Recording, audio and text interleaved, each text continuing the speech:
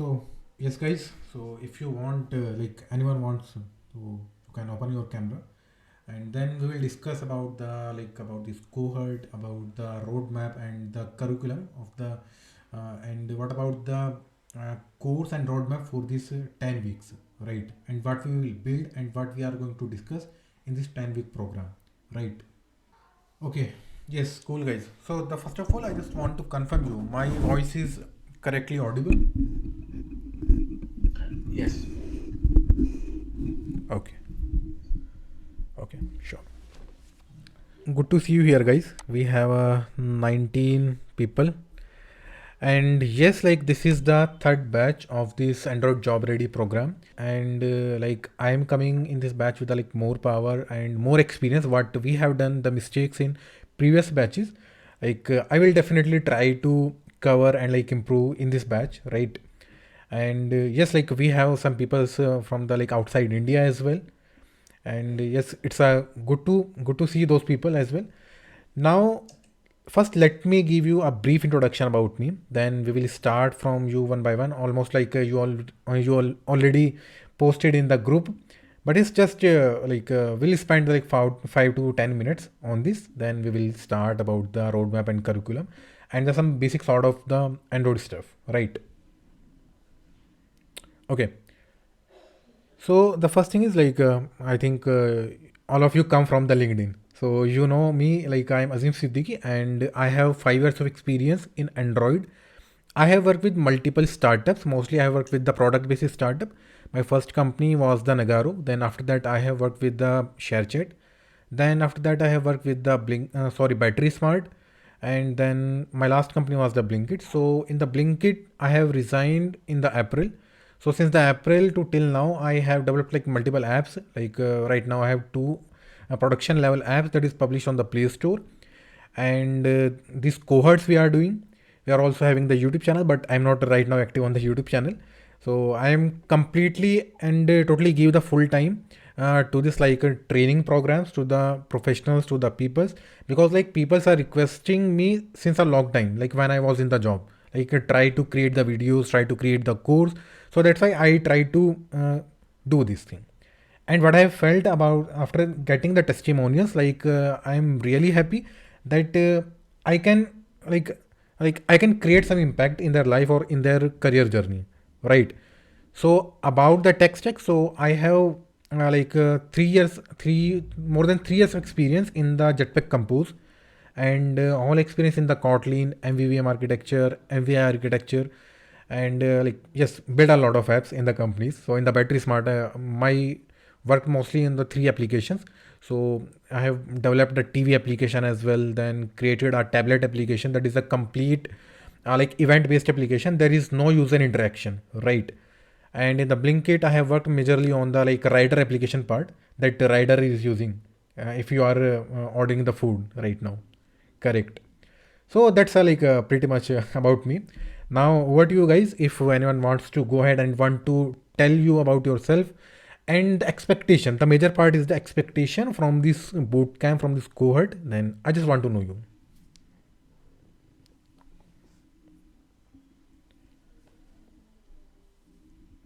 Yes, anyone. Hey, hi everyone. Myself Manoj. I'm working in a currently startup as a React Native developer. So my total expectations, I'm totally new to the Kotlin and the Android. So I wanted to means from the basics to the advanced. I wanted to learn it. Yeah, Okay. that's it. Hmm. Okay. Cool. Yes. Next, anyone wants to go? So I'm also like the main intention is that I'm preparing for the interview. So mainly, so for that purpose, and I want to get more internal into the all the topics like what you will be covering, like not like normal like that. Hmm. So internally, you will be going. So previously also I joined this compose cohort also. So I would like to take part into this one also. So that interview related part, and also I'm preparing for the interviews. I'm looking for a job. So Hmm. that will help me like that's my goal. Okay. Yes. I think so. My name is Prasant. So I have around 10 years experience, but mostly in Java and XML, not in Kotlin or any Flutter Dart something. Hmm. So here I'm just to learn more about the Kotlin compose and they're basically their internals, how they work internally. Hmm. Because at that level, I'm looking forward to some good roles. Okay. That's me. Got it. Got it. Yes, definitely. Like we will try to cover the things deeply internally, whatever we can cover. Yeah. Hello everyone. My name is Tayyab Ali. I am a computer science engineering graduate and currently I am working as Android developer at Ashwa Wearables. I have joined this course to get prepare interviews or get a job ready. Yes, definitely. We'll help you in that. Yes, anyone wants to go? Yes, Jill. Hi, Yes, I'm yes. Sona. I do have 5 years of experience in Android, and now I'm actually looking, having the interviews also. All my experience is in Java and XML, REST APIs, all. So I want more confident. I know some basics of Kotlin and Compose, so I want more practical experience, product level experience in Kotlin. That's why I'm joined this course, because here interviews are little harder. Hmm. Almost 3 or 4 levels of interviews, and it is very little hard. Hmm. Only practical level questions only. So I just want to deep understanding of Kotlin and Compose. Got it. Got it. Yes, we will cover. We will cover the system design as well. We will cover the like how interviews are going right now in the market and how we can crack the jobs by, especially like targeting the main point. Correct. Yes. Yes, hello everyone. My name is Prajwal Dandagad. Currently, I'm working in Narla Infotech as an Android application developer. And yes, I want to I want to explore more in Android and also want to prepare for upcoming interviews. So yeah, that's my Okay. So yes, Prajwal, how many years of experience you have? 2.5. Okay. So in which company right now Yes, you are I just working? want Narla Infotech. Okay. I work mostly on maintenance projects, so yeah, I want to also explore more in depth concepts. Hmm. Yes, definitely. Definitely. Yes, yes. And one more thing, like I just want to know from you guys, like what is the like highest package you are targeting? Okay. Yes.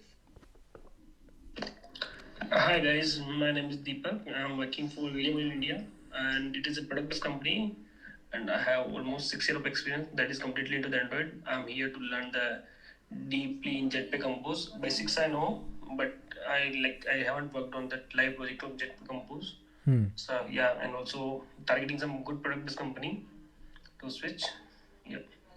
Okay. Got it. And what about the expectation of regarding packages? I'm targeting at least 35 to 40.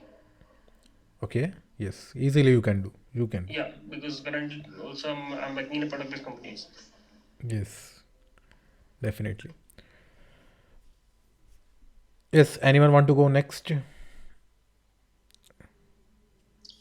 Yeah, hi. I'm Han. I also joined the last cohort two, and now I join again for cohort three. And I, I'm not in India right now. I'm in the US, and um, for my, I have like 6 year of experience in Android. And for my expectation for this course, I want to go deep dive into Jetpack Compose and clean architectures. Also, how it's work in production, in real production, using Jetpack Compose, and also prepare for job interview. Okay. Great, great.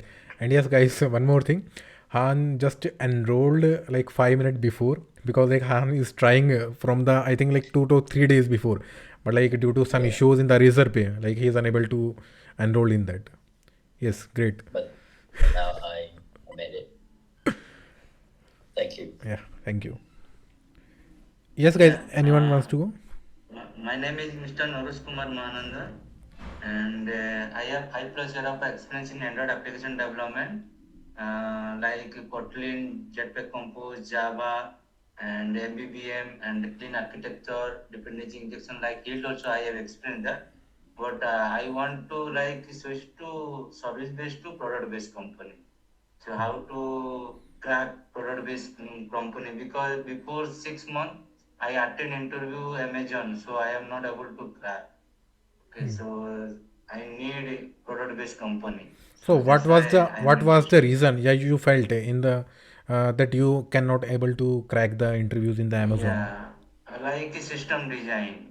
I am felt I am not able to satisfy for interview on minimum medium level. So that's why I am not selected.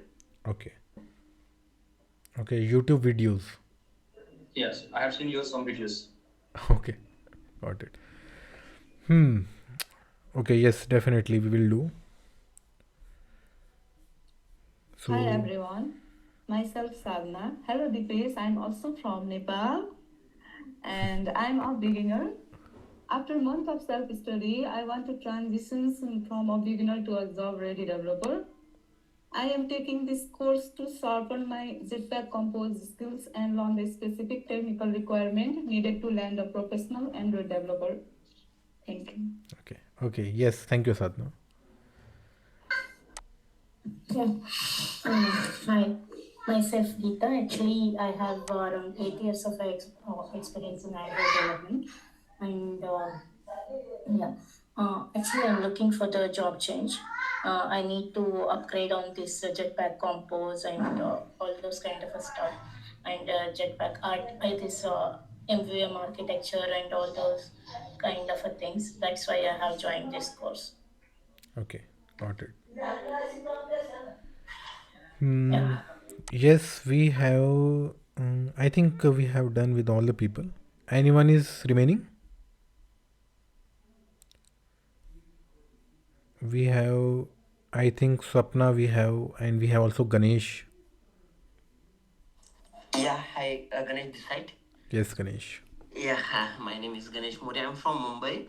Last 4.8 months of having work experience in Android development. In my career, I have developed OTT applications and fintech applications. Right now, I want to upgrade myself like latest architectures and jetpack components and so many things you mention in that syllabus. So few things I don't know. So yeah, I'm interested to learn Okay. these things. Yeah, thank you. Okay. So, like, anyone wants to go next? Otherwise, like, we will start the thing next. Hey everyone, I'm Swapna, and I have worked with Android, but I moved to management side for a couple of years, and then I want to have a strong technical comeback again, along with the management, because I think that helps to grow in the leadership, is what I realized. So I just want to get onto the latest and greatest on the Android, and that's why I'm here. Okay. So, like, you Yeah, have. and thanks. Yes. Yes, there was a confusion about the like meeting link, but yes, that was sorted. Yeah, my husband booked it, and then there was a little of confusion, but I think it got all sorted in time. Thanks, Azim. Yes, yes, no issue. Yes, Swapna, just want to know, like, do you have some basic knowledge of the Kotlin and Android concepts? Yeah, I am hands-on experience. I have worked with Android. So there is a gap since 3 years that I haven't done hands-on. So that is where I want to just restart it. Okay. But yeah, I'm comfortable with coding. Okay. Okay. Got it. Okay. So now, yes. So we have done with all the people introduction. Now let's do one thing. Okay. So the first thing I want to highlight that if I ask something like if you can speak, kindly do that, and if you can raise the or like do the some reactions, then it would be also great. Correct. So that I got to know that you people are getting the things or not. Right. Okay. Now, Okay. first discuss about the problems. Then we will move to the program. Right. The first thing, our main purpose is our main purpose. What is our main purpose? our main purpose is to get a job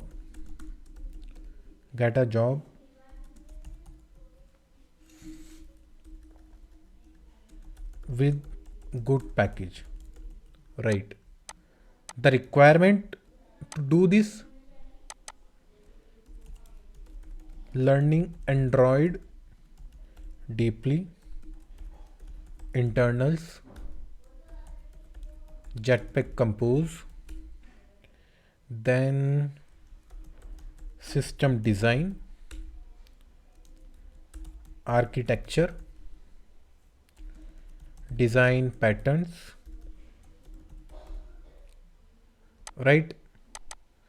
Design patterns and interview preparation with important topics and questions, right? And another thing what it requires: strategy. Strategy. Yes, strategy. Any other thing that we need? Yes, we need network connections and referrals and how to apply. Then we need solid resume that can shortlist. Another thing, find out the companies that pay high. Okay, so basically our main purpose is this: to get a job with good package. Now if I say what about the package, so package, how much I should consider?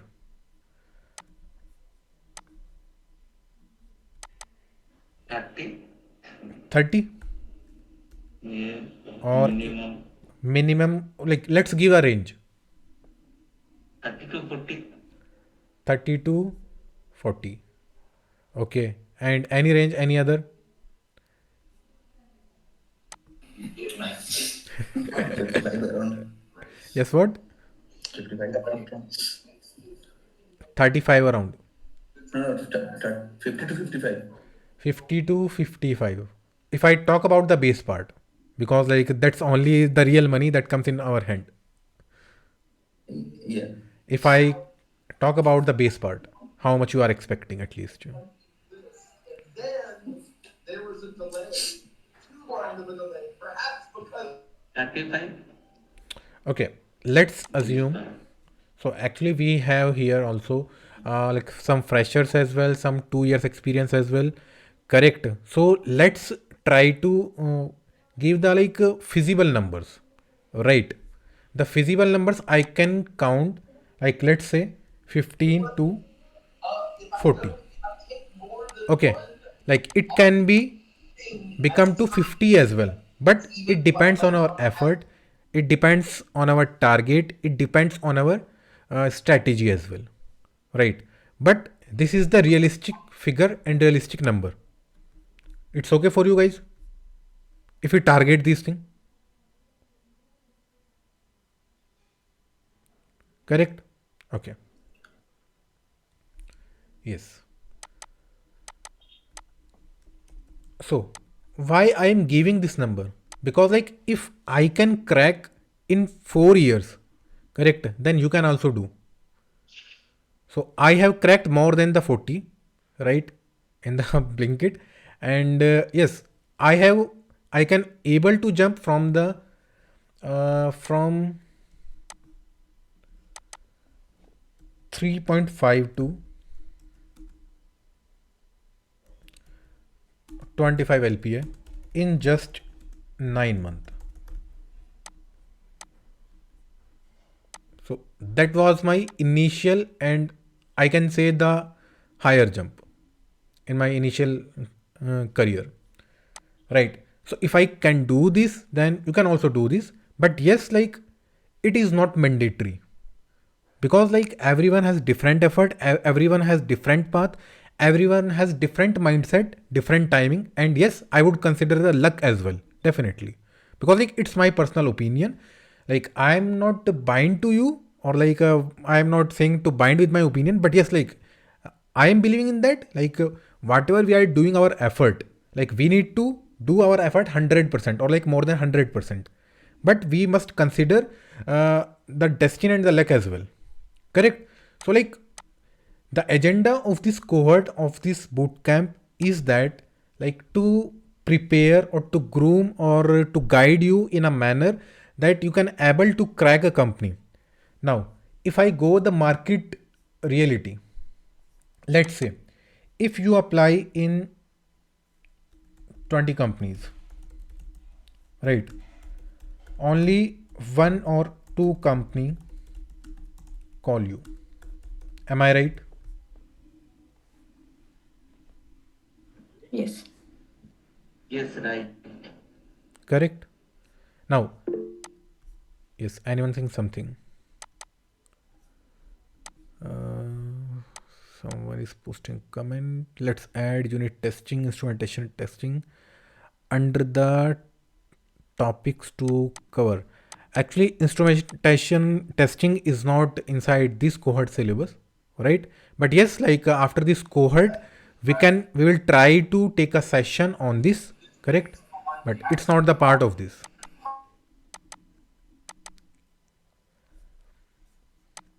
Okay, now I say if you apply in the 20 company, let's say, or like if you apply at 20 or 30 company as well, you only get 2 to 3 calls, company calls for you.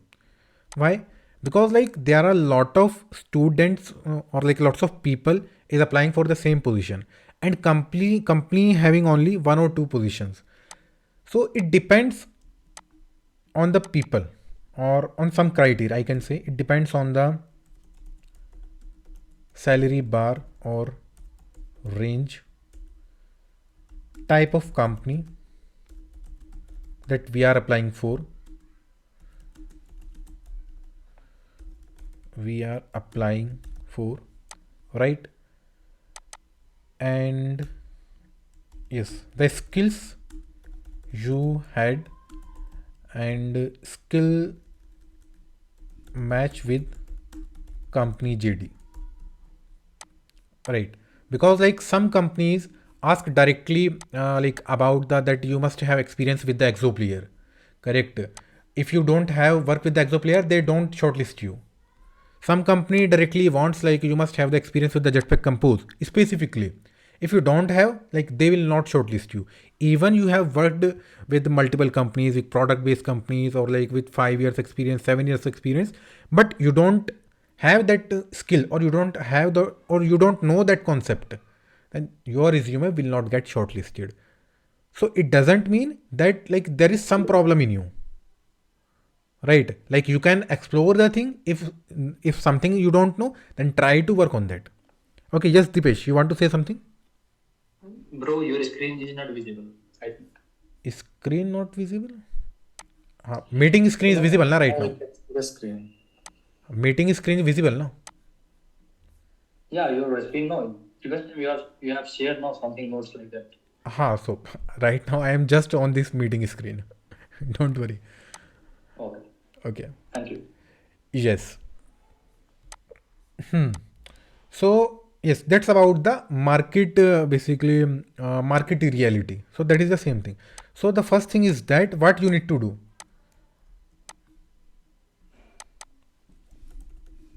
start learning parallel and applying as well, right? And mm, practice topics that we have covered in class. Got it? So the first thing is our purpose is clear. We got the reality market.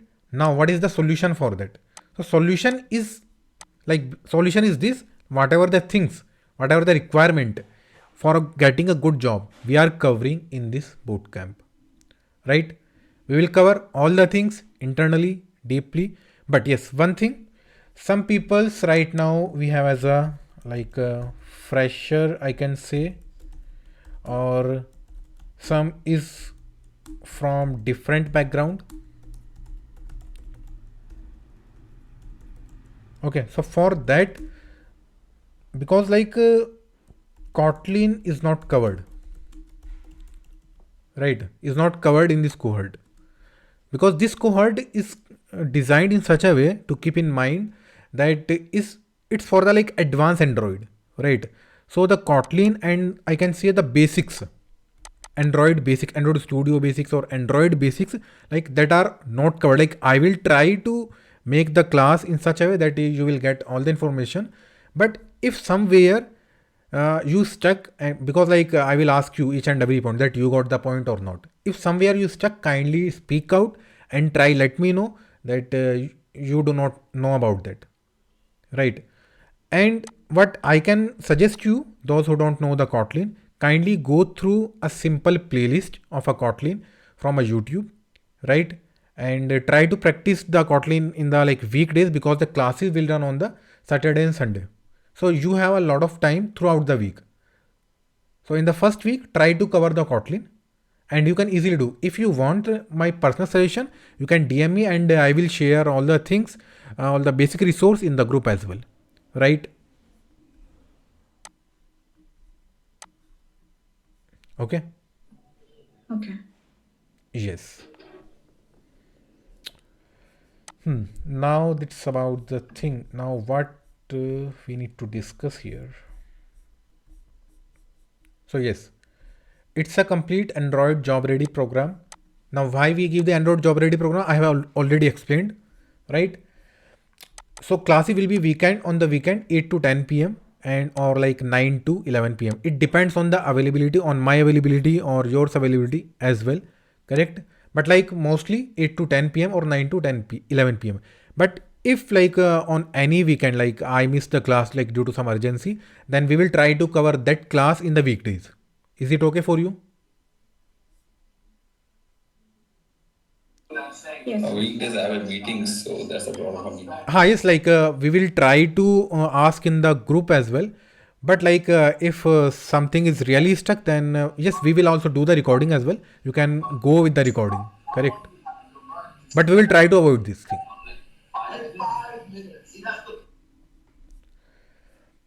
So the second, like you will get all the recording, but like after the like 3 days of the classes, like after the three classes basically, sorry, not three classes.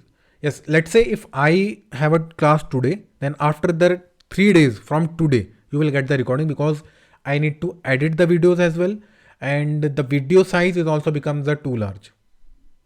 So I need some time to edit, because having like other patches as well. So that's what. And anyone's anyone saying something? Okay, no.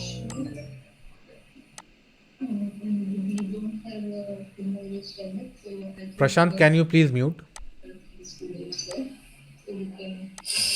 Prashant, can you please mute? Yes, thank you. Yes,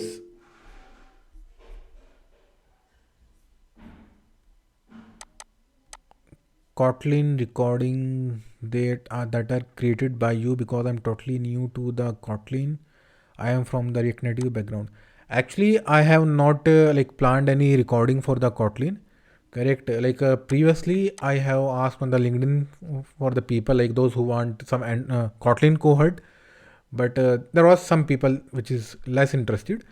So yes, if I have some plans of the Kotlin, then I will definitely record. But right now I don't have. So I will share a Kotlin recording from my YouTube, because like on the YouTube some people have explained really nice. I can share. You can watch that.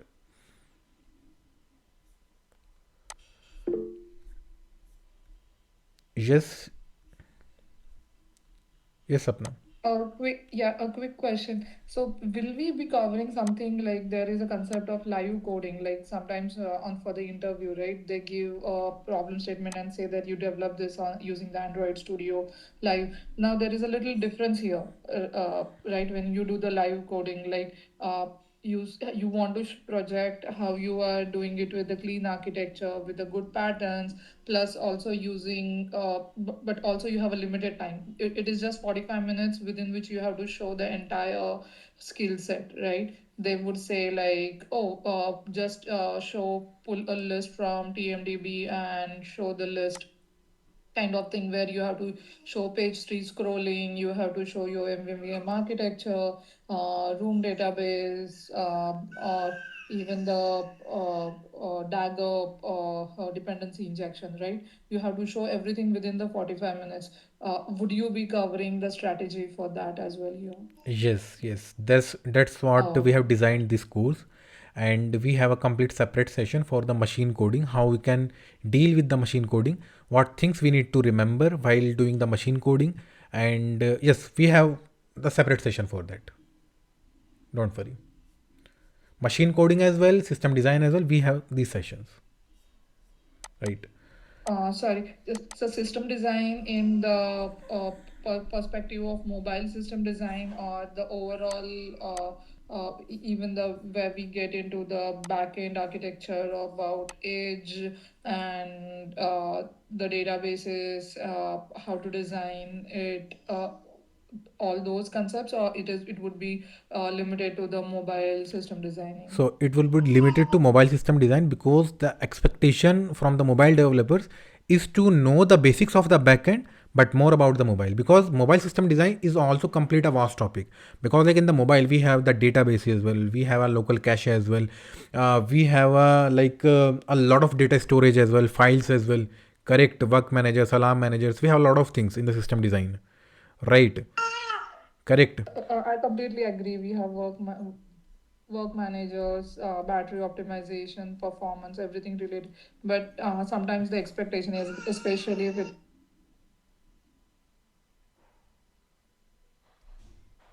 I'm sorry, I'm having a little noise in the background. No So worry, no probably worry. I'll cover it next time. No worry, no worries. Yes, don't worry. Whatever be the requirement of a system design, correct, from a mobile developers. So we will try to cover each and everything. Clear? Now, yes, complete. It's complete project based learning. We will create the projects based on the like each class, and all code will be pushed in the repository. So what you need to do, you need to clone the repository from the GitHub, and there will be a branches with the class wise like day one or class one, class two, like this, right? So you will get all the code. What we will do in the classes, you will get all the code from there. Now the repository access will be shared after the like two classes, correct? And yes, after all of these, kindly share your learnings on the LinkedIn so that it will help you in growing your network, because this is also our important criteria to get a good job, like network connection referrals, how to apply. So for that, whatever you are creating, whatever you are learning, try to share your knowledge, clear, and tag me so that my connection, my reach comes to you, and your network is also grow. Okay. Now it's all about the basic agenda and basic requirement things. Clear. So first we need to discuss about the in the today's class. First we need to discuss about the basic structure of the Android Studio. We will discuss about the gradles. We will discuss about the manifest. We will discuss about the manifest merging. Okay, a lot of thing. So let's start. The first thing first, let me share my Android Studio.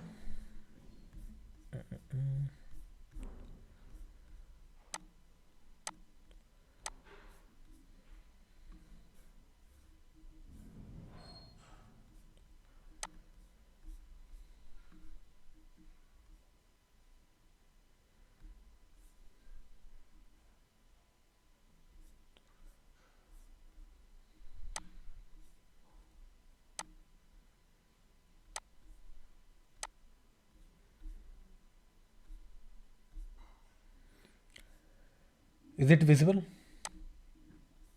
Android Studio. Yes. Okay. Yes. So all you know about the like basic things of the Android Studio about the folder structure, correct? So but let me explain this quickly. So first, if I go with Android Studio, we have the like two views: project view and Android view. So in the project view, you have a like limited access. You can only see a limited folders that you almost used. You mostly used in the while working with the projects or Android apps, right? But if you go there with the deep dive packages, build flavors and debug things and multi-module things and scratch files, so you have a lot of files that is not displayed actually in the Android view, right? So for that you need to go with the project view. So in the project view, we can easily see the whole structure and whatever the hidden files of our Android, we can see all the things here, right? We have this idea package and Gradle. It's about the complete app and all our code actually that we write in the Java or Kotlin. So all our code inside this main, then Java, and all this inside the resource. Then we have drawable layouts and fonts, colors, all these things inside the resource. It's a pretty much basics about the Android concept, not concept, basically Android structure, right? This is our main package in which we are declaring or creating our file of the apps, right? Now we have the build folder, we have the Gradle one. So this is a Gradle wrapper, this is a jar file, and this is Gradle wrapper property in which we need to define the Gradle version. And yes, how many of you know about the scratch file?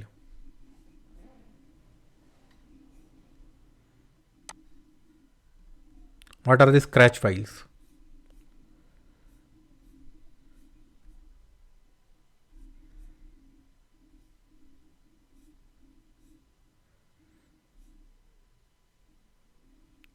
Anyone know? Anyone? Can anyone tell me?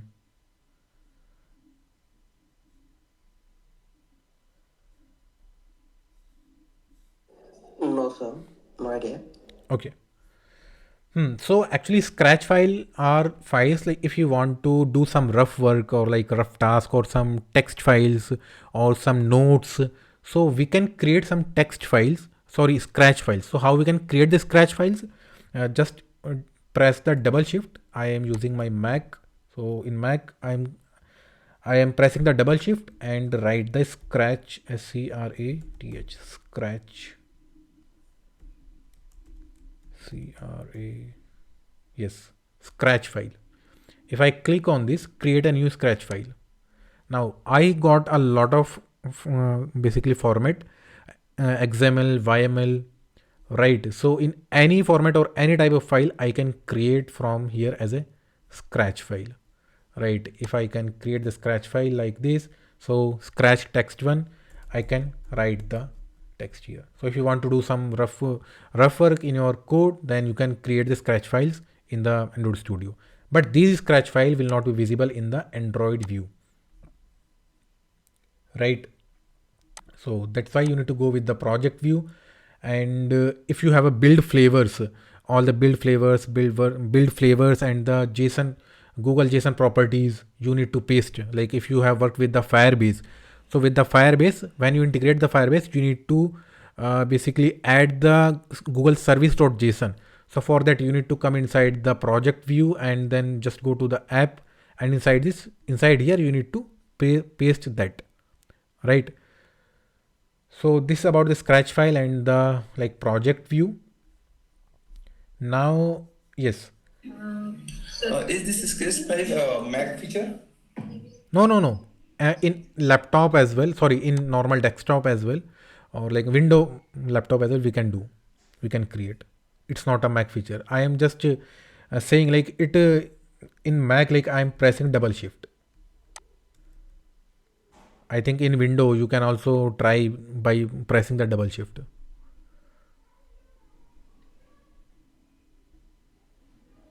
Okay, got it.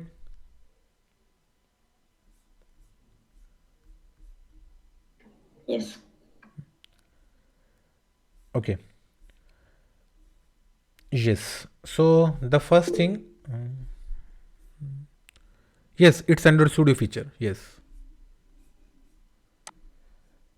Now, if we go with the manifest, so all of you know about the manifest. Like, what is the actual purpose of the manifest?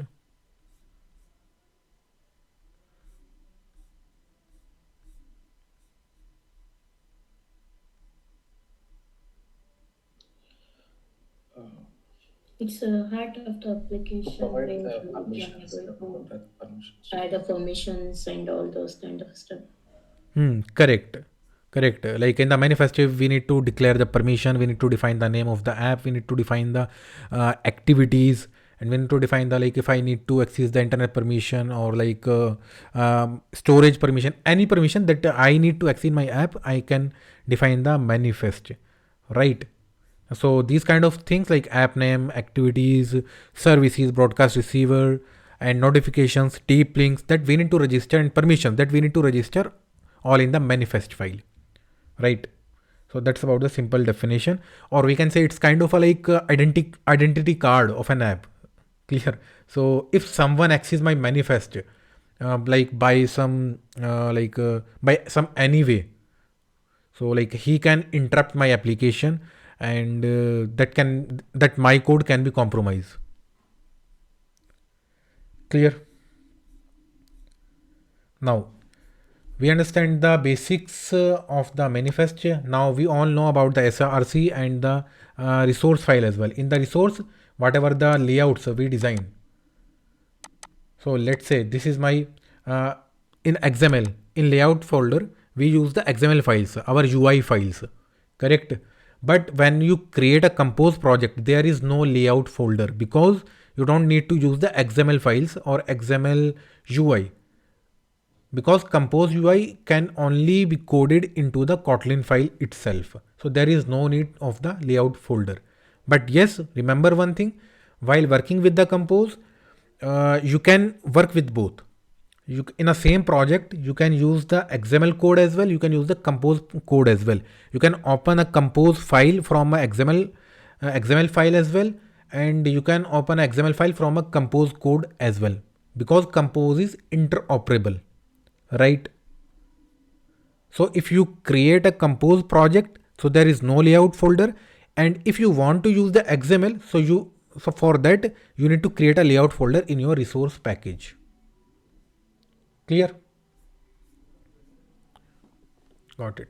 Now let's talk about the Gradle, and I think Gradle is the most important and the most dangerous thing, right, while learning the Android. So can anyone explain me quickly what actually the uh, side note is recording on? What side note? What side note is?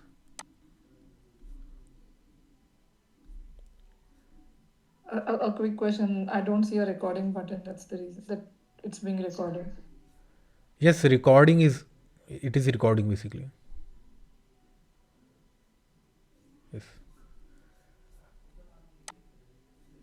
Okay. So what I'm saying, yes, yes. Can anyone tell me quickly what actually the Gradle is and what is the role of Gradle?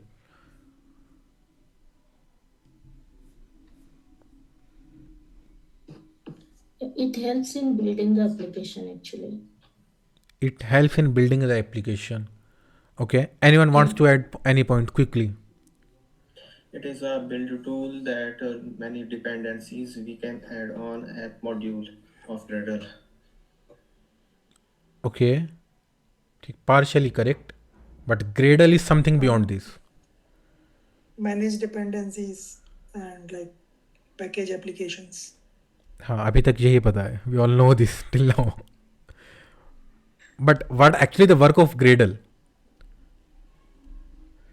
Compile Kotlin code and then convert the resources and then generate the APK. Correct.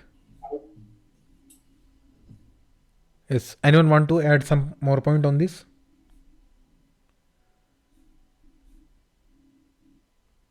We'll be having the project configuration as well as Mm-hmm. per like can define the SDK versions. SDK versions. Okay. Yeah. So what I can say, Gradle is basically a build automation tool, right? Correct. Or like basically it manages all the dependency. It creates a task graph, like whatever the task required while building an APK, while building your Android app or compile the code. It manage all the thing from the compilation to like basically building the task graph and resolve the dependencies, right? And plugin management, all the things done by the Gradle. Correct? Clear?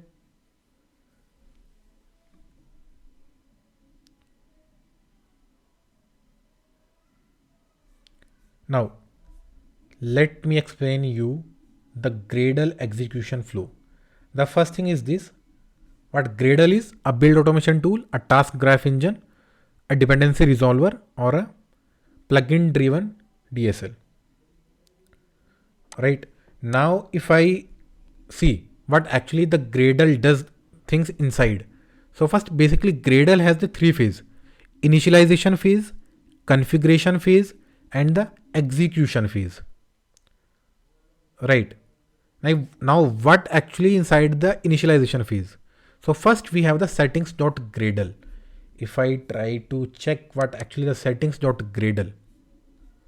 So yes, in settings.gradle, we have the plugin management, we have the dependency resolution, we have the modules, like what all modules I am having in my application.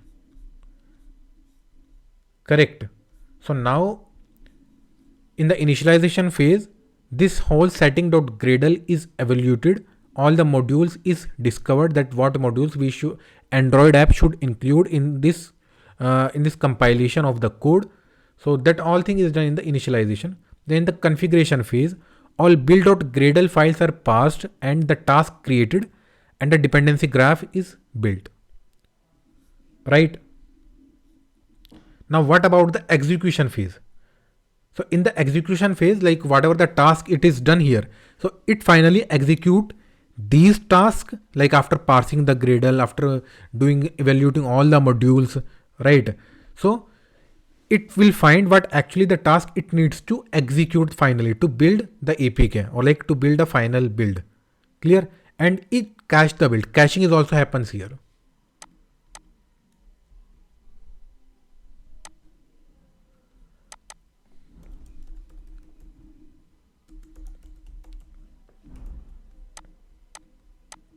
Right. This is in the execution phase. Clear? Now, sometimes if you have bigger project, correct, and while you try to build, so sometimes your project takes like 2 to 3 minutes while building. Now, what was the issue for that, and why it is taking too much time?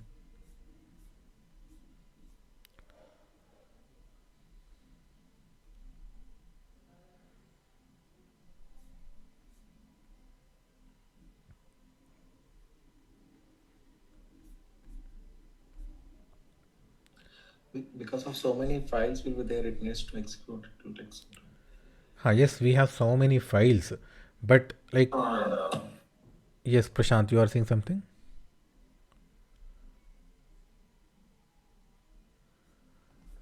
Okay, let me tell you. So basically, in the configuration phase, this is the critical phase.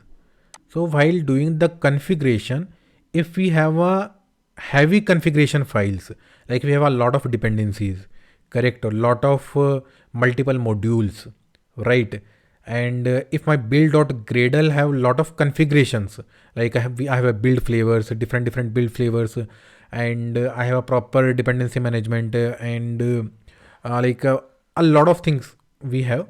So if we have this kind of thing or like in a big project, obviously we have the huge dependency graph. So in that case, the configuration phase is becomes very high or sorry heavy, right? So that impacts the execution. Clear? Okay. Now, if we go with the settings.gradle, So what settings.gradle is, it defines basically which modules exist and controls the project structure. Correct? Like in the settings.gradle, what we can use the, if I have multiple modules in my application, like network module, that is the core package, and the I have a feature module, sorry, not network, I have a core module or feature module. Correct? So we need to define these modules inside a setting.gradle. Otherwise, like if module is not in setting.gradle, Gradle pretend that this module doesn't exist, or it will not combine in the configuration phase, sorry, in the initialization phase. Okay. So whenever you create multi-module architecture, multiple modules in your application, you need to define in the settings.gradle.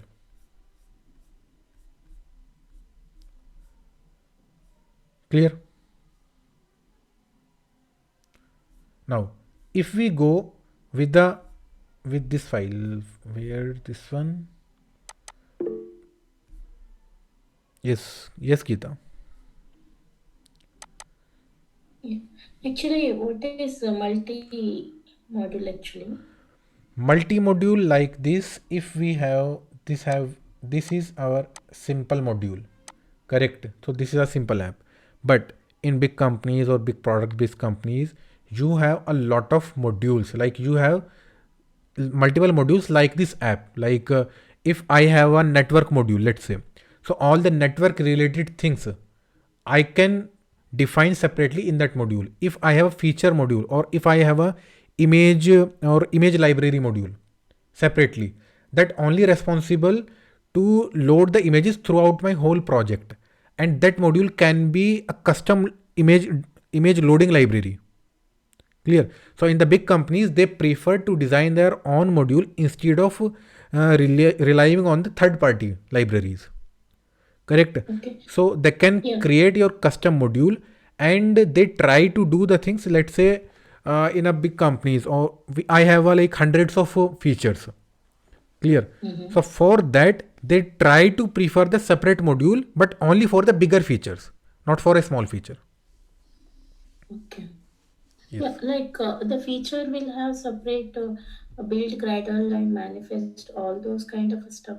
Is Yes, there? yes, definitely. And Okay. that's point comes for the basically manifest merging. We will cover that. Okay. Okay. Yeah. Okay. Now what we are discussing?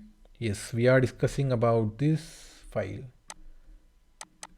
So can someone explain me what actually the role of this build.gradle project level?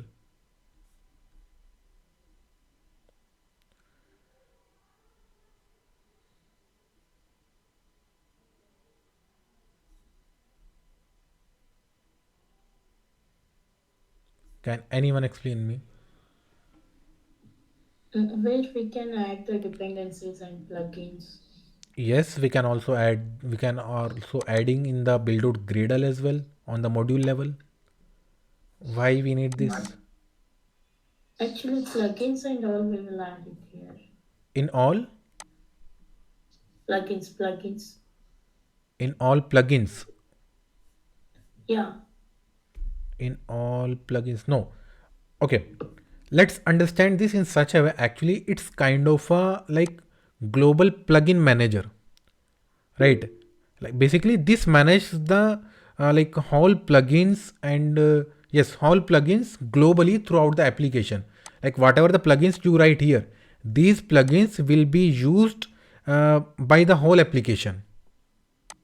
So these are the like global configuration here in the root project, root level. Anyone saying something in the chat? Project level plugins. Yes, project level plugins. Yes, correct. That's a global plugins.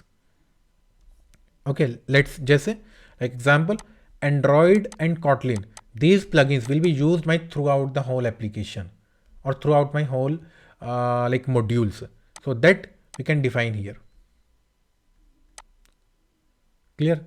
And you can see here top level build file, where you can add configuration options common to all sub projects and modules. Whatever you defined here, this will be used by the sub modules as well. Clear? Now, what actually about the module level build out Gradle? What is this?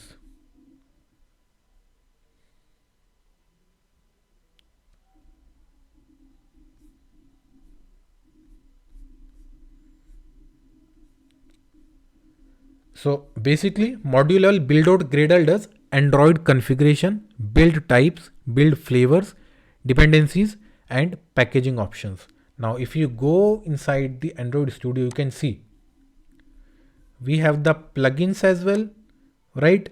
We have the compile SDK version, correct? We have the default configuration, we have the build types.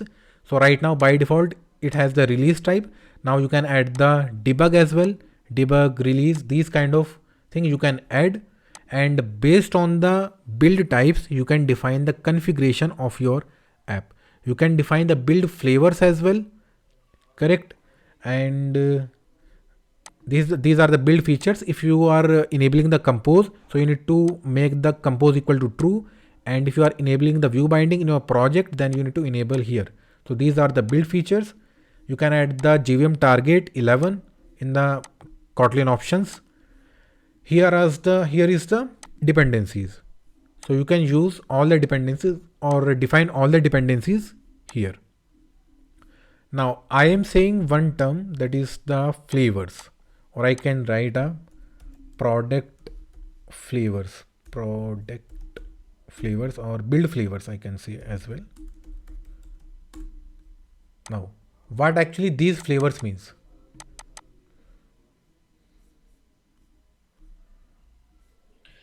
They're nothing but the environments like staging, development, production, pre-production.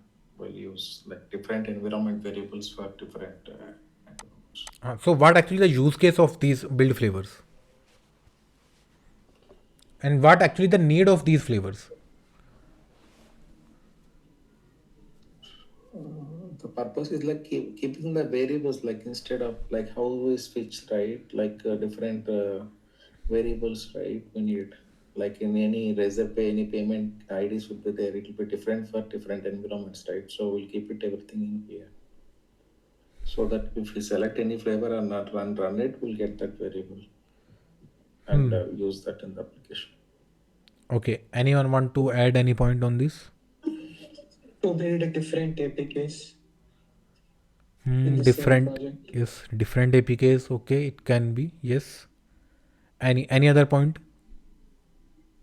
Yes, we have a lot of people and have a good background, so I'm expecting at least like any point on this. Testing purpose like before production. Yes, what testing? Testing purpose like stage or live like that before production. Okay, so API testing. if I can say what build flavors is, if I can say,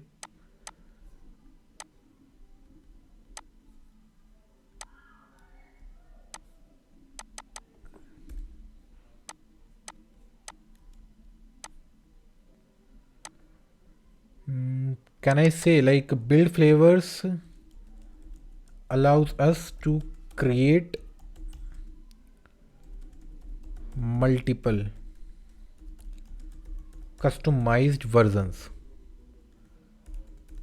customized versions of app, right? Yes, correct. Someone post in the message for device release for QA staging production. Yes. Okay. From a single code base. From a single code base. So, like for same app, can we create different versions for different clients as well using this one? Yes, we can do. Because I had I came to know from someone Yes, that we can do. We can do as well. how Correct. can they get that? So for that, like you need to create a different version, or basically you need to define the different product flavor. for that. I can explain you like this. Like I can give an example. Let's say, suppose if there is a quick commerce company, correct, and it's have like multiple business, and it's have a rider app, correct. So what you are expecting, like all the rider app code is different for the like different e-commerce platform for a same company, Yes. but it's not correct. So basically what they will do, they will write a single code base, only they will create different flavors. Let's say app a, app Mainly, 1. what was their requirement was they have this one some weather app kind of things. So same weather app is going to be with different clients, but they don't have different code base. They don't have different code base. Ha, Yes, like so they we want to be client specific, and then again it will be different build flavors.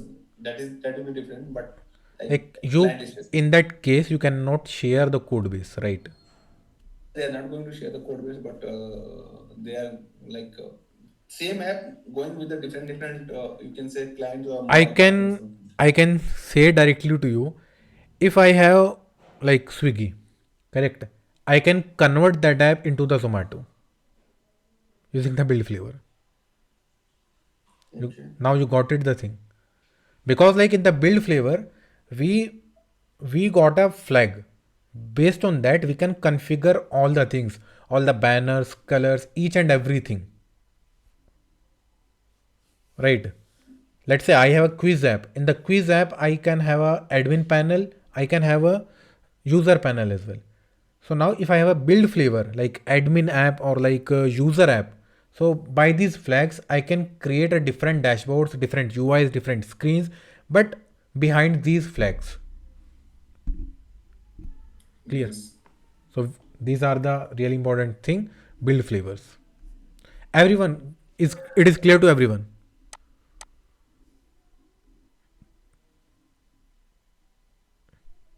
Hello guys, yes or no, it is clear to everyone or not? No, Manoj, not clear.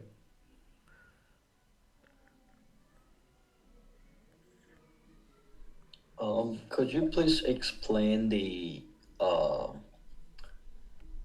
bill? Like you mentioned about the multi-module uh, that the Gradle it helped the build time.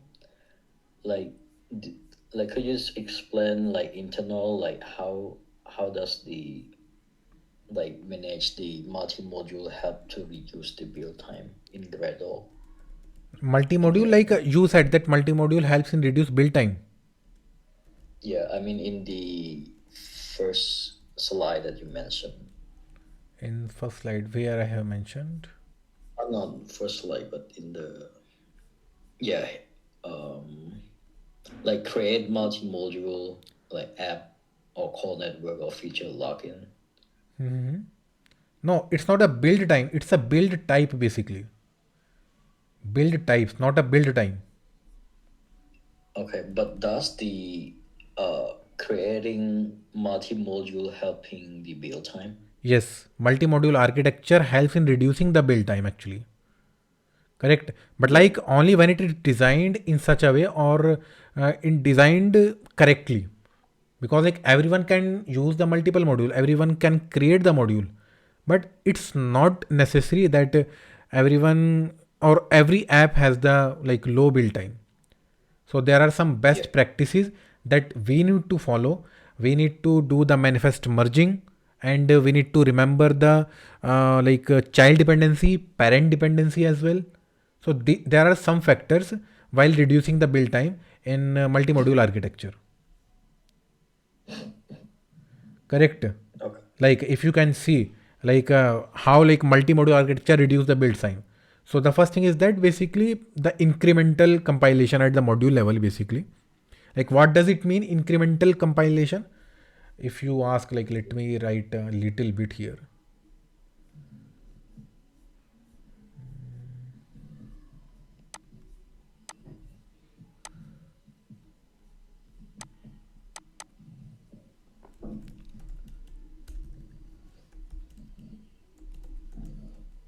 incremental compilation. Compile. So the first thing, like basically in this, each module is compiled independently.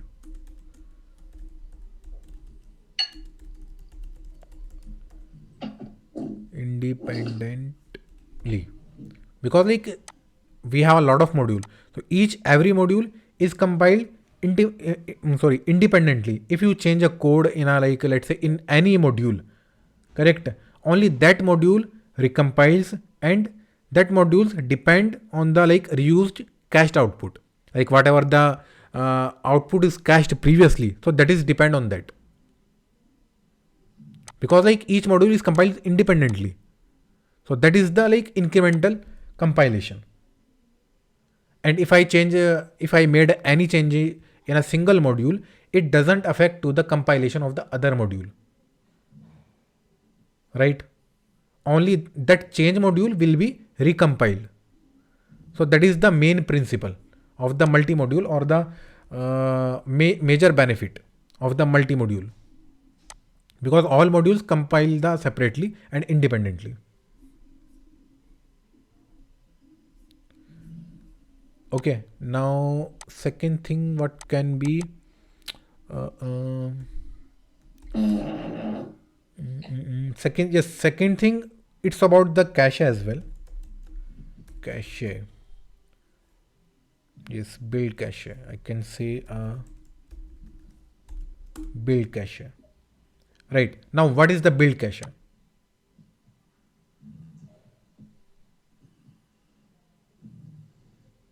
What is build cache? Can someone explain me what is build cache?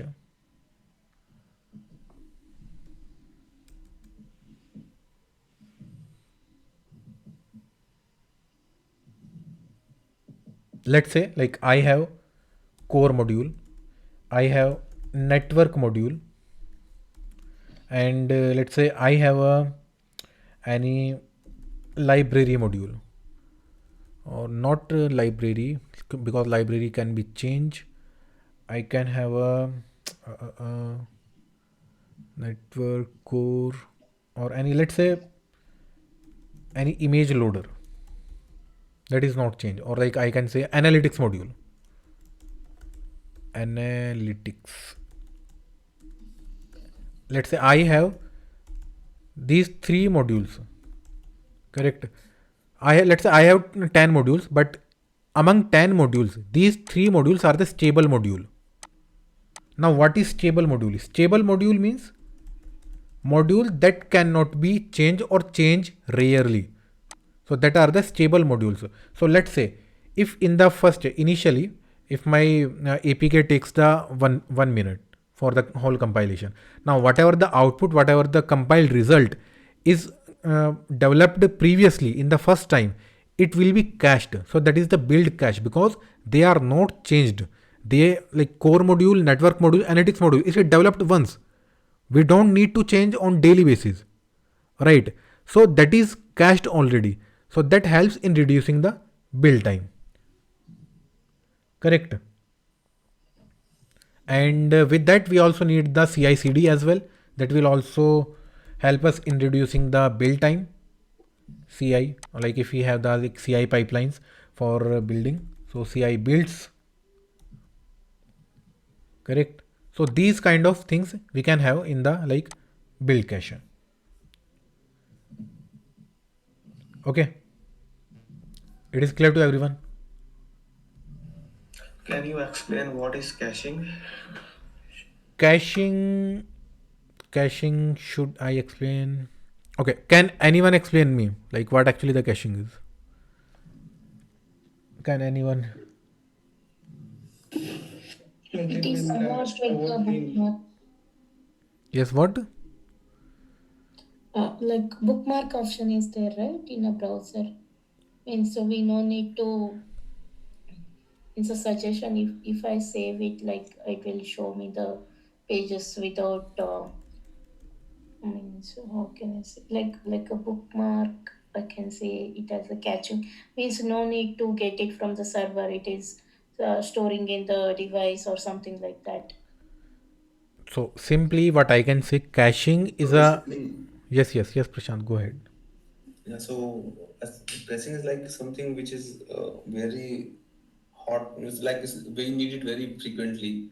So that for that system doesn't want it to get fetched from the storage, external storage or any outer storage. So basically, it will keep in the RAM only. So that's work as a faster access for that. Yes, that's the main thing. Correct. Yes, caching can depend on the memory as well. So it may be on disk cache, it may be on the memory cache.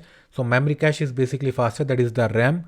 But yes, if I go with the caching, so caching is a simple concept like of storing the data in a like a local or like a local storage from where that can easily be accessible, and we don't need to execute the things every time. Correct. You can understand like this, like if I need a chocolate and a chocolate shop is like 1 kilometer away from my home, so what I can do, I can take all the chocolates, like 100 chocolates in some container, and that container I can put from my from my nearby of the house, because like it is easily accessible from my nearby house as compared to the 1 kilometer as going to the 1 kilometer shop, right? So whenever I need a chocolate or like I want to eat the chocolate, I will just directly take the chocolate from my nearby home, right? So that's kind of a easily and local storage that can be fast accessible. Clear? Okay, okay. Yes, every time it doesn't require to calculate or recompile all the files, because previously that result already stored. Okay, kindly explore the caching concept separately. Clear? Now, yes, Han, one more thing I want to add here, parallel module compilation. So, parallel module compilation means like Gradle can compile multiple modules in parallel. Clear? So, each module is compiled independently, and these modules are compiled parallelly, and it uses the build cache as well. Clear? You got the thing. What is the benefit of multimodal architecture?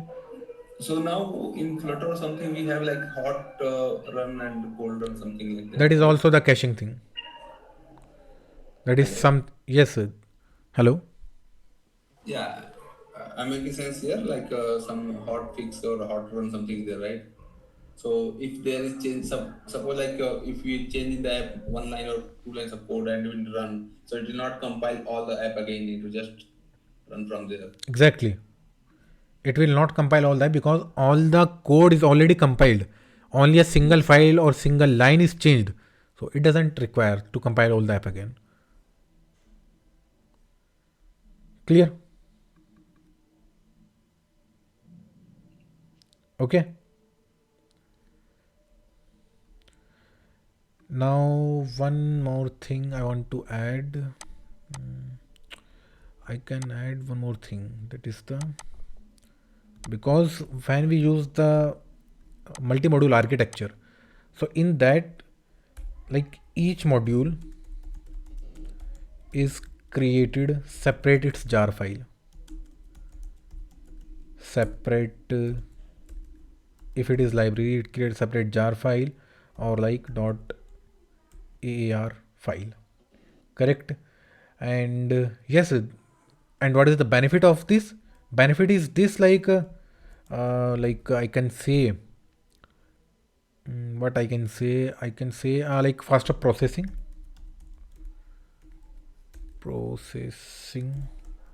Yes. Correct. So how many of you know about the monolithic architecture and microservice architecture?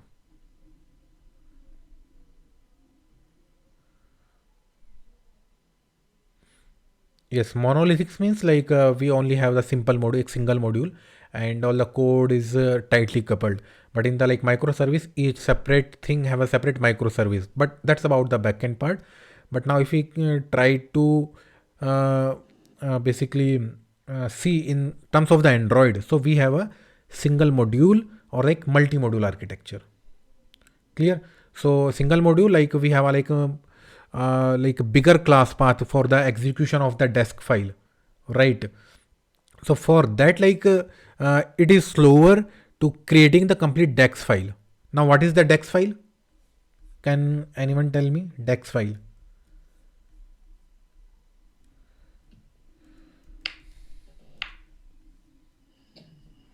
It will convert dot class files to the Dalvik executable actually.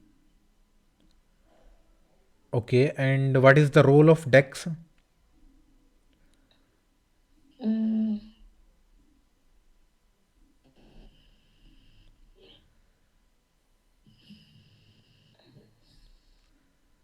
So basically, Actually, for the Android specific thing means dot classes it will not understand, right? hmm, Those classes it will convert it to the text files and all. correct. So you are explaining in terms of a Dart basically. So if I can simply explain, all the code for an Android application basically is compiled into a one or more DEX file, because like from a single code base, or like all code can be converted or compiled into a DEX file, which can be further repackaged or like packaged into a single Android package, means APK. Correct. So previously, before creating the APK, the DEX file is created for the whole code. And DEX, what is DEX? DEX basically is a like executable file, and we can say it is a like special file format that contains the compiled bytecode of the whole application, but in a optimized and efficient execution manner.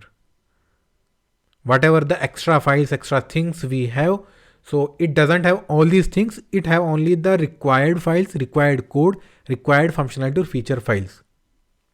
Correct? So that's what, if you create a normal local build or debug build and you create a release build, you can see there is a huge difference between a release build and a local debug build, right?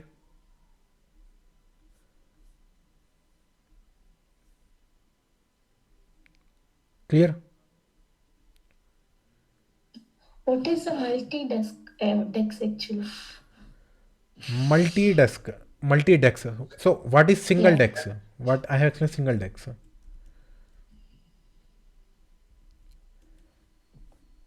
Hello. Hello, am I audible? Yeah, multi-dex I'm asking. Yes. So I just want to know what actually the like single dex file I have explained right now. What dex means?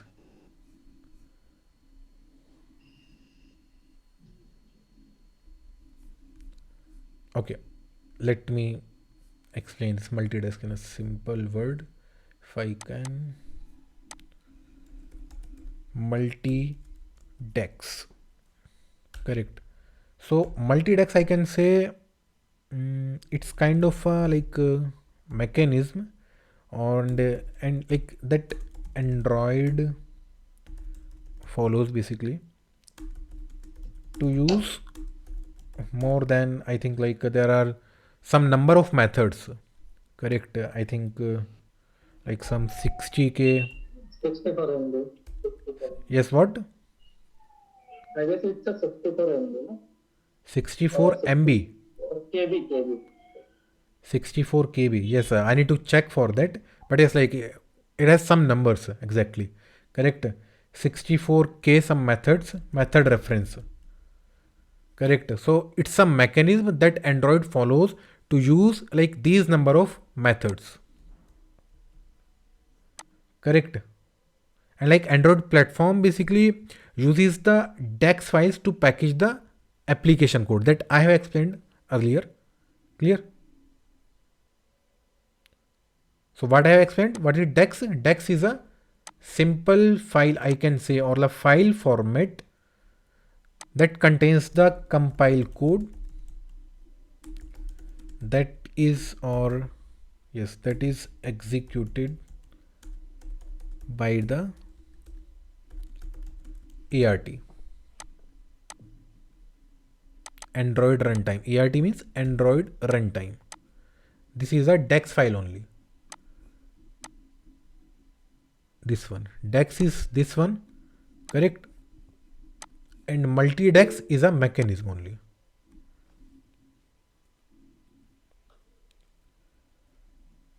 So what does it mean? What does it mean? So DEX means like compiled code that is executed by the ART. Now multi-DEX means mechanism that Android follows to use the more than 64 method. Now what is the conclusion from these two lines? It means conclusion is So basically, if your app and libraries usually in the huge organizations, the code goes beyond a certain limit. In one Dex, you wouldn't be able to compile and compress the code and make it deployable, right? That is where the multi-dex comes into picture, where it would basically break it into into the part which Azim you were telling, and then it would try to compile and make it in using the multi-dex. correct. It splits basically the bytecode. Correct. Now you got the thing. So we have like let's say like 20k or 4000 or like 100k methods like this. So in a single dex it is not possible, because in a single dex only we can have a like some x number like 64k, let's assume right now. Okay, let's check the correct number, you can check. So in a single desk only these number of methods or line of code, sorry, methods can be allowed. But whatever the remaining methods, for that the different or different dex file will be created, right? Now you got the point. So that is the multiple dex, and this is the requirement due to the dex file need to be splitted or created multiple files.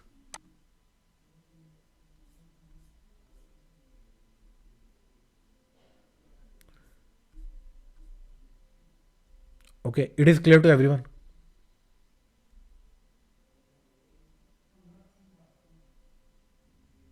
Hello. Yeah, clear. One doubt, like who is going to create this multiple text and like how will this be executed at the end? Okay, Like, so for that, like if you first, the first thing is multi-desk, you need to configure it. You need to configure it in your Android app. If you are not enabling the multi-desk, so it will give error. It will give you an error like I think cannot create a multi-desk file. I think like that. Correct, like this, because like all the methods cannot be combined into a single dex file, so it give you some error. So for that you need to configure the multiple dex or multi dex in your app. okay, Yes, so you need to add the basically library in the app dependency and enable the like multiple multi dex in the app build configuration. Correct. So you okay, can check the article how you can enable the multi dex and try to use that. okay, got it. Yeah, thanks. I think we also have a option in the default config. Let me check. Yes, multi-dex enabled. If I can do, yes. We need to do this thing as well. Multi-dex enable in the default config. Correct. And then sync.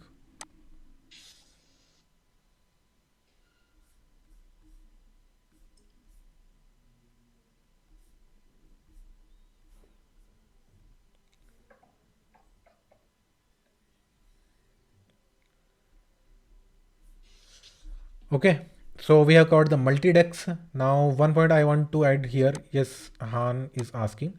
So Han, the first thing I said that multi-module helps in reducing the build time. But remember one thing: if you create multiple modules for even a separate feature, so that will result in a increasing the build time, not in reducing the build time. We only need to or we only should create the multiple modules only for the bigger modules, not for the tiny modules, because too many modules or like over modularization I can say will not help you in reducing the build time. Okay. Could you repeat one? Sorry. Yes, I am saying like You asking that how the multiple module helps in reducing the build time. So I explained these 4 points. Correct. But remember one thing, if you, based on these points, if you try to create all the features as a multiple modules or a new module, it will not help in reducing the build time, because that is the over modularization, and creating a module is not a easy task in terms of the build time or like in terms of the execution. So try to create only those modules as a separate module that are bigger module, and the whole app wants to use that. Clear? Let's say I have created an analytics module. So analytics module can be used in multiple places or in multiple modules. So I should create that. So that makes sense.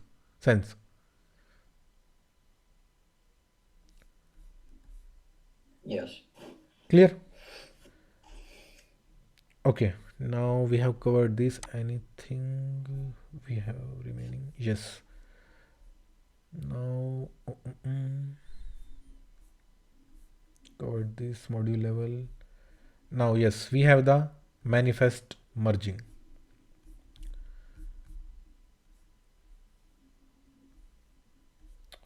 Okay, we have the manifest merging. Now what is manifest merging? So someone said if we create a multiple module, so we have a multiple manifest files, right? So how we can manage them? So here the concept comes as the manifest merging. So like in modern Android apps, we have right now like a big teams, correct? And we have a multiple feature modules, product flavors, build types, correct? And Play Store feature delivery and SDK that declare some component. Let's say the Firebase, Facebook, Maps. So we have a lot of separate modules, and if we create for that, like we can skip this thing like this one, because like we can add in the app module as well. We don't need a separate module, but for these we can create. So for each module or each flavors we can have a separate manifest file, correct? But what is the problem with this, with that?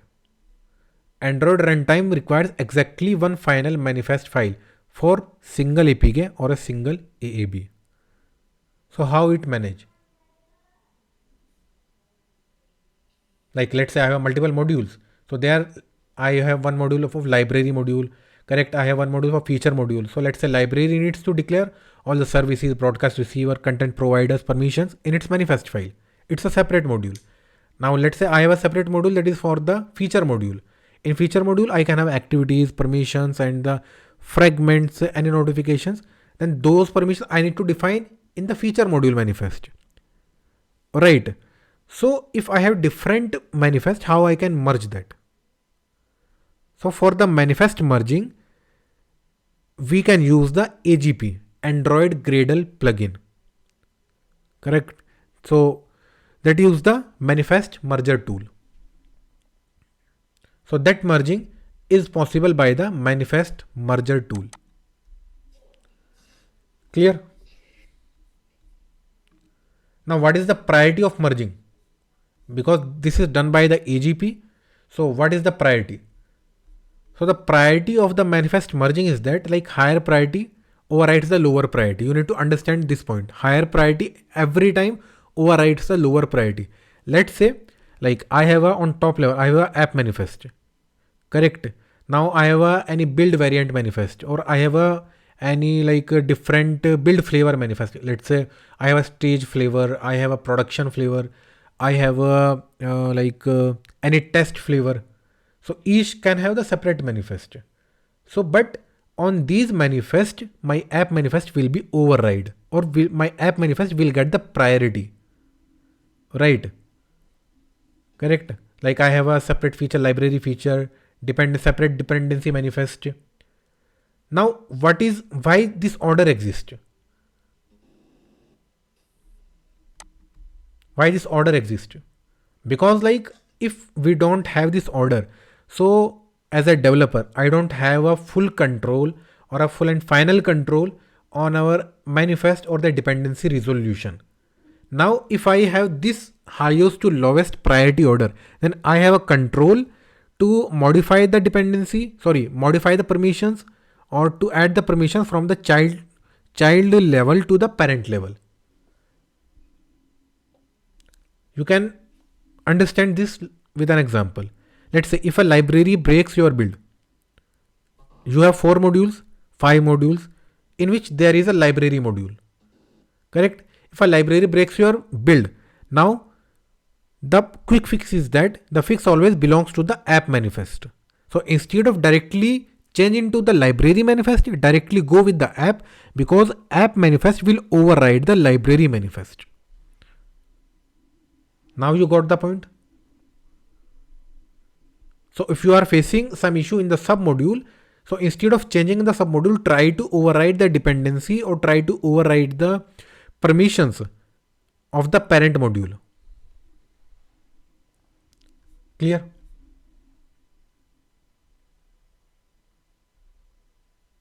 Okay, got it. Now, yes.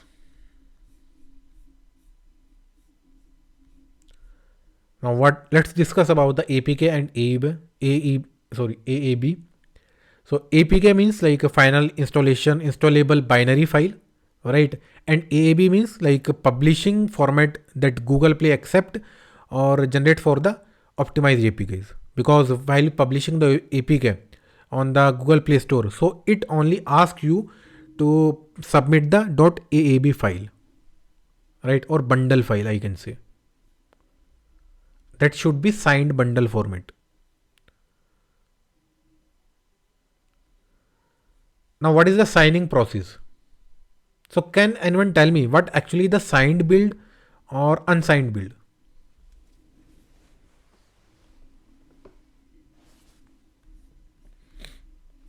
Signed is like something we encrypted it using our one key store something, so it will not get decrypted from, it's like decompiled and get extracted physically. Exactly. Correct. So, it's kind of a like signed with signature. Like every build or every APK has its unique signed or unique signature or unique key store, right? So that you need to create a complete certificate while creating a signed build. And if somehow you lose that credential and your app is published on the Play Store already, so you are unable to update your existing app. Correct? You need to re-upload your complete app and submit to the Play Store. Clear? So yes, this is the signing stage. So first we have a debug signing and then we have a release signing. So debug signing is the like default key store that we don't need to create. Now when we create a release signing, so for that we need to create a custom key store file. So how we can do that? If I go here, build, then generate signed APK, generate bundle. If I go here, generate APK, it will directly generate a simple APK or simple bundle. Now we need to generate the signed app bundle. Let me create this, let's say.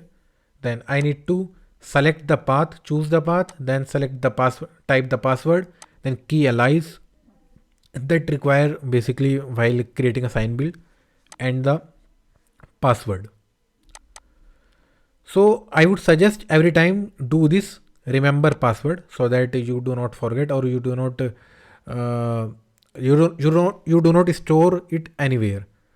And one more suggestion from my side, whatever the password, whatever the key allies, these all things try to save on your email or on a separate secure thing, so that if you set up your Android project in different laptop, different device, so it is easy to create the signed build. Clear?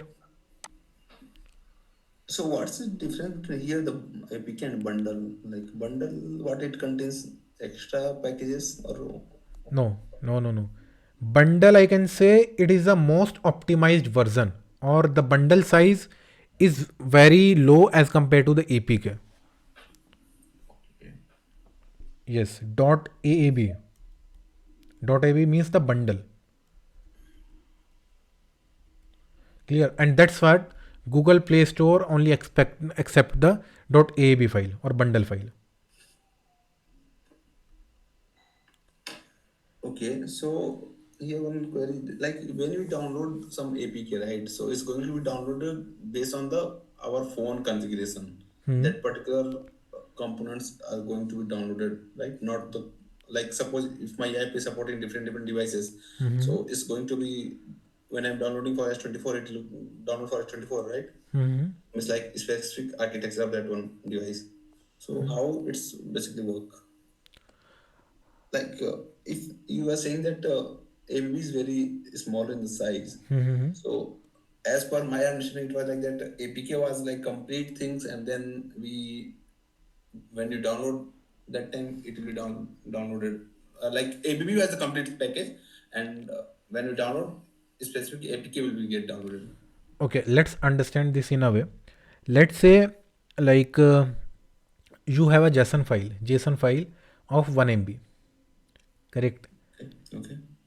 Can you optimize that? Can you reduce the size of JSON? JSON file, no. I don't think so. Yes, you can. You can optimize. Let's say, if you have an image, correct? Okay. Yes. Can you optimize the size of the image? Yeah, we can do that. So similar thing is here. Actually, APK has all the codes as well. AAB has all the code as well. Correct. But AAB is the most optimized version. Correct. So in which all the files is most optimized manner in .aab file. Okay, got it. Yes, and you talk about the like distribution thing, correct? Yes. So distribution thing among the devices. So basically, for that we also need to configure in our Android Gradle. Like if you right now, if you directly publish your app on the Play Store, so it will not downloadable on all devices. So you need to enable the configuration for the like other devices as well. Let's say I can show you something.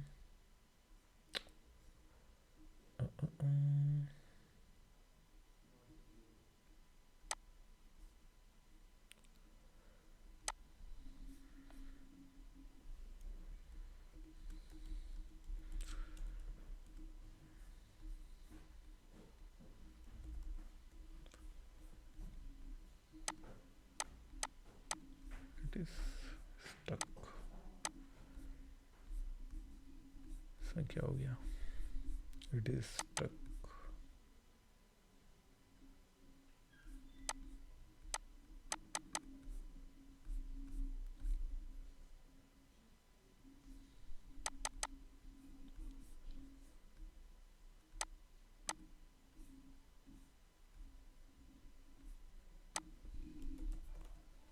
Android Studio.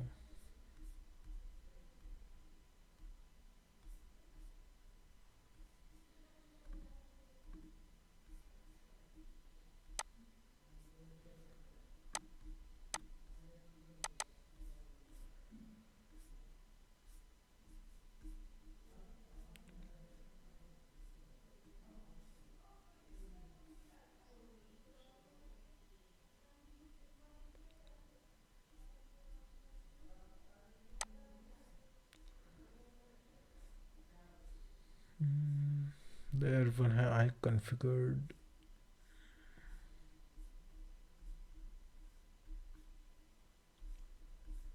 for the size. Just a second. Yes, this is the ABI filters, NDK ABI filters that you need to configure these things as well. And another thing is the app bundle configuration for the size optimization that you need to configure. And another thing is the like if you have some JSON, so you need to compress. So you can compress that as well. So these kind of configuration that you need to do. So it's a like my production app, correct? So I can't show you more on this. Yes, but yes, you can do that.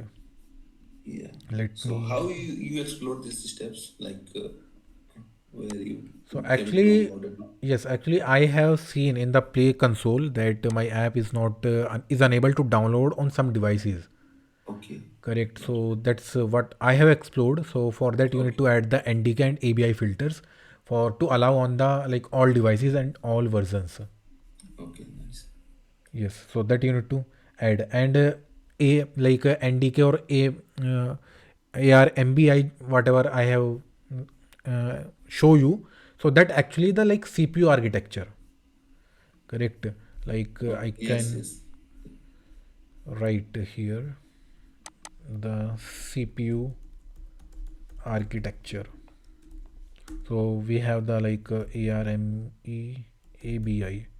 Let's say V7A, and something we have ARM64 and Yes. yes X86 exactly like this. Okay, so these are the like CPU architecture that we need to define in our Gradle file, and like screen density we can also define, and all language is also defined we can. Correct. So these are the things. So Okay. here, all languages is specific to what? We have like supporting the languages, like so we need to define in that resource file what are the languages we are going to support. So this is like for what? All language. Correct. For the language, like for the difference reason, I think. Correct, but not for the multilingual. Okay. Yes. Okay. And you asked one more question, that is like how Play Console, how Play Store install different APK or like same APK from AAB on device. Correct. So actually, like we upload the .aab file on the Play Store. Okay. Correct. Now Yes. what Google Play does, basically it analyze the like user's device, like what type of user device user Okay. have. Correct. Who is come Ganesh? Okay, what I'm explaining. Yes, Google identify like or analyze that user device and generate the device specific APK while user downloads. Okay. Correct. So it converts that on while downloading, right? Okay. And device and delivers like whatever the device models or device needs. Got it. So that's why like smaller downloads are in the install size, Yes. because like AAB cannot be installed on the device. Okay. Yeah. Got it. Got it? Yes. Yes. Okay. So I think we have done this. Now anything is pending? Anything? So last question here. So I believe this all manifest and greater specific things we are going to cover practically in the last when we are doing Yes, the. build flavors, Tika and architectures we will cover in the last. Okay. And, let me tell you, in this whole complete program, our major project is a social media app, that is a Samajik app. Okay, so that we will going to build using the complete Jetpack Compose, Room, Work Manager, notifications, Firebase, each and everything that we can use, we will build using that. Okay, clear? It is clear to everyone, guys. Yes. Any doubt till now?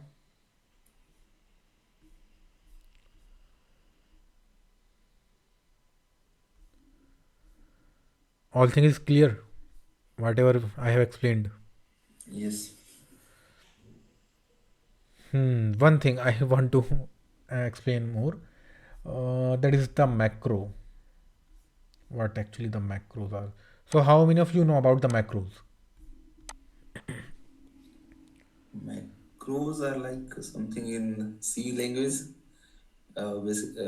Is static variables means global variables. Basically, we are using or like a file we can define and then we can call it when we need it. Kind of we can understand like that, but here is something different. Let's say if I have a lot of shortcuts, like I need to optimize the imports. What is optimizing imports? Means let's say I have my file. This is my main activity, and this are like a lot of files or like a lot of unused imports. So I need to optimize the imports, like to remove the unused imports. I need to reformat the code, correct? So for that we have different shortcuts. But what if I can combine all the multiple shortcuts in a single shortcut? So that we can do using with the help of macros, right? If I can show you, then you can see comment with line comment, comment with block comment, reformat code, this shortcut, reformat file, auto indent line, and optimize import. What if I want optimize import and reformat code to combine these two commands into a single command? So I think it would be great. Clear? So we can do using the macro. If I can search here, macros, macro, yes, macros. So start macro recording. Now you can see macro is starting. It is recording actually what I am doing. Now what I will do, go to the code and optimize import. Again go to the code and reformat code like this. Then I will stop this macro recording. Okay, recorded. I will name it as a like testing macro. Correct. What I will do, I will search again macros, then I can see testing macro. This is my testing macro. So all, if I click the testing macro, so it is applied, like these two commands is already applied. Now if I want to check what actually inside the testing macro, if I write this macro here and then I can edit macro. Now you can see I have these two macros, optimize import and reformat. Clear? So we can create macros like this. Got it?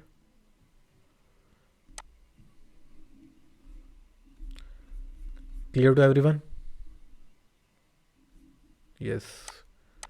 Very helpful suggestion. Yes, thanks. Now your app and all libraries, it All right. includes. So what is Yes. the macro used for? Macro is basically used for if you have a multiple shortcut keys and you want to combine into a single one.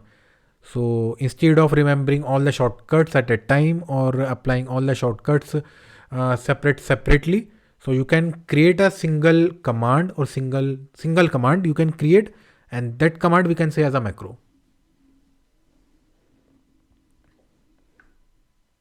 Got it? Han, it is clear to you? Yes. So basically, it's a group of shortcuts.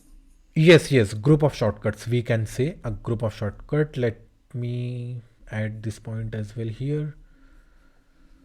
Yeah, it's nice. Like when we are doing the project, and after that we have to uh, format it, optimize it, everything. So we can Yes, do it's and it's really important. yes, yes. But remember one thing, like it will also create the a lot of git changes in the PR.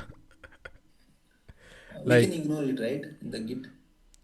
but like mostly times if you see the PR to the senior people or like any other person, like he will get confused. Like I only need to say to you to change on a single line, but why these 16 changes? Why these 60 changes? Yeah, formatting because of formatting. Yeah, got it. Correct. Yes, very helpful for the original commits. Yes, obviously. Recently, I came to know that in the Git also we can ignore the white spaces. Yes, we can also ignore right now, but previously I think it was not supported. Yeah, now recently I came to know about this. Yes. Create group of shortcut commands.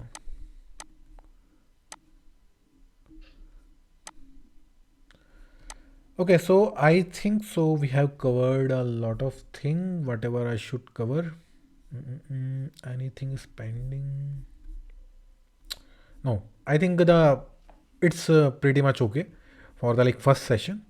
Okay, so I think guys you like the session and you like the things that I have explained.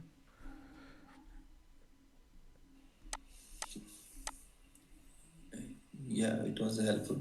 Yeah. I have two queries. Yes. Yes. Uh, could you please say, miss, either you have shared or you will share that the syllabus, what the topics we are going to be covered in the next class, something like that. So in If the if you yes, have any. in the next class we will cover the activities Okay. and fragment life cycle and mostly the interview question related to the activities fragment scenario based questions. Okay. So like in the activity launch modes also you're going to cover. Yes, launch modes we will cover. Okay. And one more thing is there like deep linking. Yes, we will cover the deep link, but in the compose part. Okay. Okay. Okay. Yes. Okay. Okay. So thank you guys for today's session, and I think like we have done it very well. So it's already 11:09. So 2 hours complete session. Okay. So thank you guys. And if you have any doubt, you can ask in the group as well, and try to make the group as interactive as possible. And if someone have some referrals, try to help the community, try to help the people, some referrals, some job opportunity, some interesting points. If you find some any article, try to share in the group. Okay, let's run this cohort or like I can say this boot camp in such a manner so that just after right 2 months or 10 weeks we got like enough confident that we can crack a good job. Uh, so Ajim, could you please share this notes with us? Notes, yes, I can share. I can share the Link, screen. if you paste the link here, it will be helpful. No, link is not possible to share. Actually, it is in the local, correct? So this Excalibur, I have installed it local because like sometime like I clear the cache of my browser, so all the content was lost. So that's why I installed it locally. So yes, what I can do, I can share the screenshot, attach the screenshot in the GitHub repository. Okay, so I think we can share some like some we can save it and share that link of that some. Link actually link is not possible because you can see it is the in the local like this is a local Excalibur. So we can't upload somewhere in the Git. We can upload. Mm, no, in the Git we cannot upload. Like what I can do, I can take the screenshot and put it as an image file. Okay. Okay. On the WhatsApp channel, can we do that? Huh. Or yeah, you can create it as a PDF if you possible. We can see, and that will help. Okay, but guys, one thing because like I am not sharing these things to the like repo or anything. But if you are really interested, like I can share. But remember one thing: kindly do not share outside this cohort. Correct? Yeah, Clear? definitely for actually for our revision. This that's what I'm Ha, saying. yes, definitely. Okay, because like in previous cohort, like some people have also shared the recordings as well, and that I know, but like I have not said nothing. But like it's not the good practice. So I will provide all the things that I can, but you need to be follow that thing as well. So there are methods, even I think on the WhatsApp, that if you forward, the forwarding can be restricted or one-time access kind of thing. But yeah, everyone has to be uh, committing not to forward. Like it's only for your benefit purpose because like in the last session like I have restricted the videos as well like after some time. So like that can be, but yes, as you enrolled, as you are here, so I will try my best, but keep it only yours. Sure. Yes. Okay. Thank you. Thank you. Yeah. Good Bye night. bye. Good night. Thank you. Thank you. Thank you. Thank you. या hello आजम sir. हाँ हाँ बताइए, गणेश बोले। Sir ये session कितने month चलेगा अपना? ये इट्स 10 weeks। 10 weeks yes. मतलब 2 महीना या 2.5 महीना? हाँ हाँ, around. Okay It okay can be super. extended to the 3 month as well. Like depend on my, let's say, if in some week I am not available, like due to some urgency, that so yes, but we will cover definitely all the classes. Okay super. One more question sir, last batch में मैं था compose वाले, पर कुछ sessions मैंने attend नहीं किए थे, तो मैं आराम से उसके सेशंस देख सकता हूँ ना? मतलब वो डिसेबल नहीं होंगे ना वो लिंक्स जो आपने भेजे थे? चेक तो करो जाके। हाँ अच्छा ठीक है, चलेगा। मैंने अभी तक देखे नहीं सर, सोचा अभी डेली एक दो दिन देख के करके प्रैक्टिस करके करते रहूंगा। Yes, yes, you can watch या definitely. या That's the thank you. that session was the like detailed session of the Jetpack Compose actually. या यस सर। तो कोर्स कंप्लीट हो गया ना सर अपना? लास्ट आज ही खत्म होने वाला था या कल खत्म हो गया था ना? But like there is a two session was remaining. That okay is the like server driven UIs, but that recording is also there. Okay okay okay, Yes, then yes, great. Okay thank you sir. Yeah yes. Okay. So that session was specific to compose, or like we have you have a different package also, like a detailed session for all the things. Actually, compose is already like have the vast point. So I have like I am running a 10 days cohort for the Jetpack Compose especially. So in that like all the compose with proper internals, proper all the things, ठीक है, is related to the compose only, not the any other architecture or any other thing, but only to the pure compose. Okay. So I think yeah like thank you yes. Sir. Yeah So bye. Ganesh has enrolled previously in that, and then after या that it is I coming to had here. Different course, या Yes, yes, masters compose. yes, yes, yes. या thank you sir. Yes, we will cover the compose in this course as well, but here the dedicated class is only the two classes here in this cohort. Okay. Yes. Okay. या So thank you guys.